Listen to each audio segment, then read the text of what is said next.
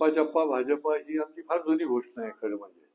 जशी त्या काळामध्ये अगली बारी अटल बिहारी आणि नंतर मग प्रत्यक्षात अटल बिहारी वाजपेयी प्रधानमंत्री झाले. लाल किल्ल्यावरनं त्यांचं भाषण लोकांनी बघितलं आणि त्यामुळे चप्पा चप्पा भाजप म्हणजे 100% भाजप. संघटन शक्ती वाढवायला पाहिजे. गाव खेड्यापर्यंत पाड्यापर्यंत भाजप पोचली पाहिजे. शहरामध्ये गल्ली बोळापर्यंत भारतीय जनता पार्टीचा विचार आणि भारतीय जनता पार्टीचा कार्यकर्ता असला पाहिजे.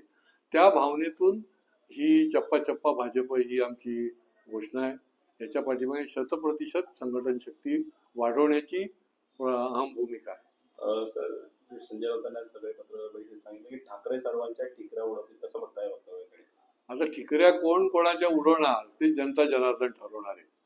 परंतु हे नक्की आहे की संजय राऊत जे बोलतात त्याच्या नेमकं उलट होत असतं.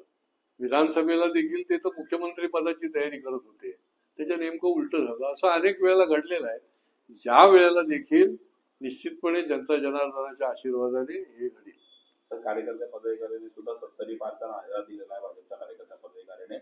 तर संजय राऊतांनी सुद्धा 75 पार, दोन्ही ठाकरे म्हणून 75 पार करतील असं होतं. आता हे मी मगाशीच सांगितल्याप्रमाणे याच्या नेमकं त्यांनी तर त्यांचा उत्साह वाढवण्याकरता त्यांनी हे सांगायलाच पाहिजे.